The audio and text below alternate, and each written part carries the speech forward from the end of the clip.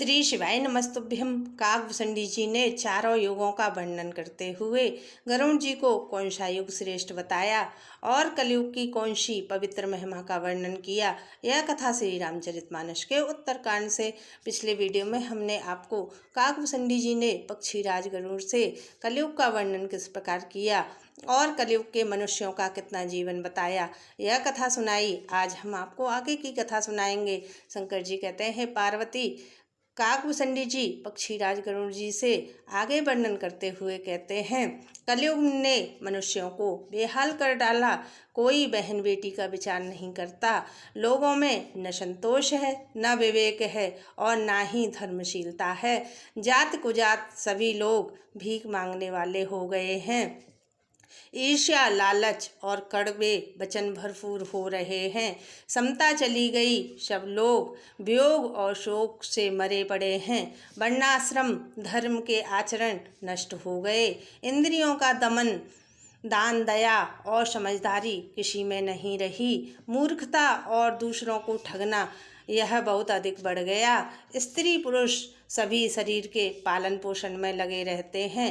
जो पराई निंदा करने वाले हैं, जगत में वे ही फैले हैं। हे पक्षीराज गरुड़ जी, सुनिए, कलकाल पाप और अवगुणों का घर है, किंतु कलयुग में एक ही बड़ा गुण है कि उसमें बिना ही परिश्रम के भवसागर से छुटकारा मिल जाता है। सतयुग, त्रेता युग, द्वापर युग में जो गति पूजा, यज्ञ और योग से प्राप्त होती थी, वही गति कलयुग में लोग भगवान के नाम से पा जाते हैं। सतयुग में सभी योगी और विज्ञानी होते थे।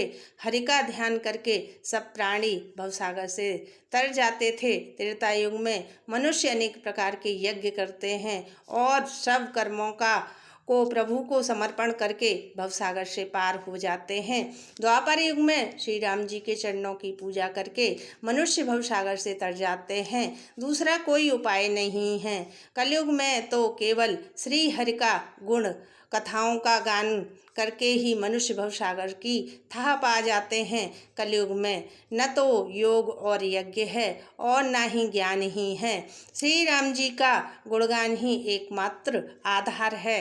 अतः सारे भरोसे त्याग कर जो श्री राम जी को भजता है और प्रेम सहित जो उनके गुण समूहों को गाता है, वही भवसागर से तर जाता है। इसमें कुछ भी संदेह नहीं।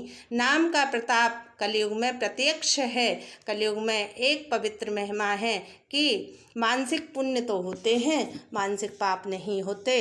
यदि मनुष्य विश्वास करे तो कलयुग के समान कोई दूसरा युग नहीं है। इनमें से कलयुग में दान रूपी चरण ही प्रधान है, जिस प्रकार से दिए जाने पर भी कल्याण करता है। श्री राम जी की माया से प्रेरित होकर सबके हृदय में सभी युगों के धर्म नित्य होते रहते हैं। सत्वगुण अधिक हो, कुछ रजोगुण हो, कर्मों में प्रीति हो, सब प्रकार से सुख हो, यह त्रेता युग का धर्म है। रजोगुण बहुत हो, सत्वगुण बहुत ही थोड़ा हो और तमोगुण हो, मन में हर्ष और भय हो, यह द्वापर का धर्म है। तमोगुण बहुत हो, रजोगुण थोड़ा हो, चारों ओर बैर और विरोध हो, यह कलयुग का प्रभाव है।